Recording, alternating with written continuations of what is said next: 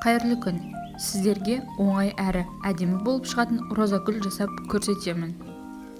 Бізге линейка, қайшы, карандаш, жіп және гофрированный бумага қажет. Қағазымызды алып, ұзындығынан 50 немесе 70 см етіп кесіп аламыз.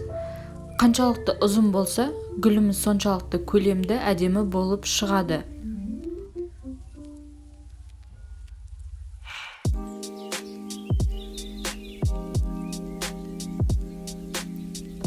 Ал енінен 5 немесе 7 см етіп өлшеп аламыз.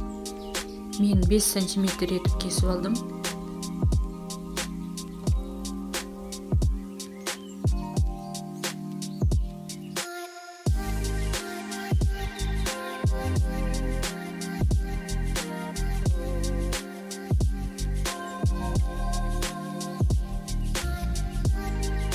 Кесілген қағаздарымызды алып, ұзындығынан кішкене созамыз.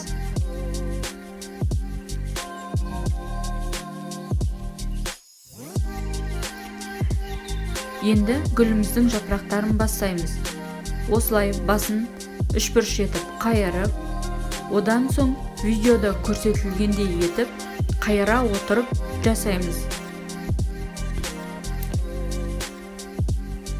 Ең бастысы, жапырақтарын біркелкі етіп шығарсақ, гүліміз әдемі болып шығады.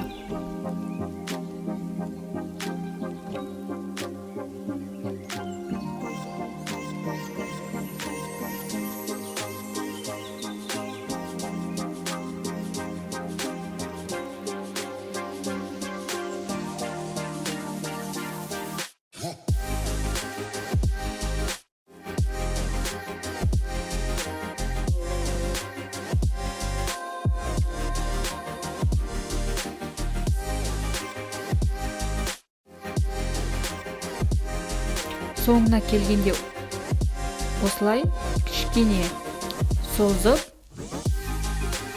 одан соң қайтадан үшбұрыш етіп қайырып қоямыз.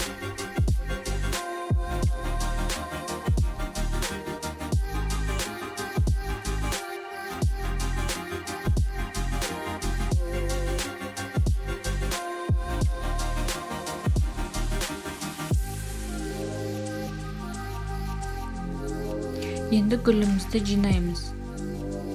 Осылай басынан кішкене тығыздау етеміз, одан соң жай ғана ораймыз. Осылай жинай отырып, жан-жағын ораймыз.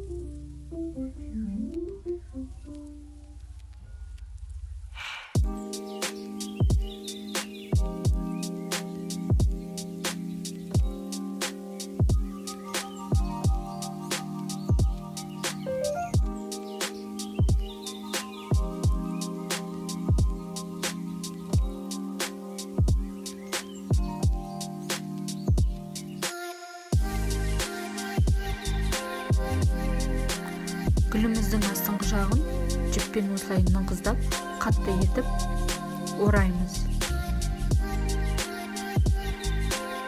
Міне біздің гүліміз дайын, өте оп-оңай жасалады және көп құралдарды қажет етпейді. Осындай пенопластқа гүлдеріміз қойып, үйге декор ретінде сәндеуге болады.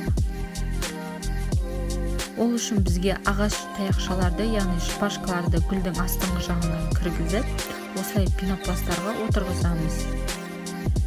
Жиі қойып, осылай декор ретінде сәндейміз. Сонымен қатар гүлдерімізден осылай букет жасап, вазаға қойсақ болады. Қолдау көрсетіп, лайк басып, менің каналыма тіркелуді ұмытпаңыздар.